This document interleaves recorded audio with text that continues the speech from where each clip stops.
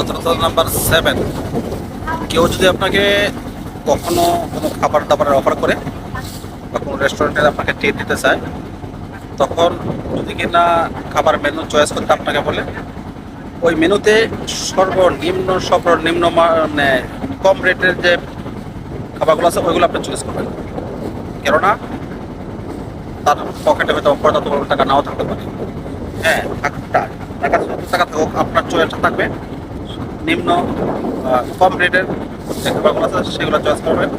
মাংনা পেলাম, ভালো ভালো খাবার অর্ডার করলাম, অনেক বেশি বিল করলাম, এটাও কোনো ভদ্রতার মধ্যে পড়ে না। হ্যাঁ, যদি কিনা ব্যক্তিগতভাবে উনি সরাসরি নিজের থেকে বিভিন্ন খাবার অফার করে, মাইন্ড সমস্যা নাই। তো যখন আপনি নিজে নিজে চয়েস করবেন এবং অন্য কেউ এই টিপ দিবে আপনি জানেন, তখন আপনার খাবারটা যত কম বাজেটের মধ্যে আপনি অফার করতে পারেন।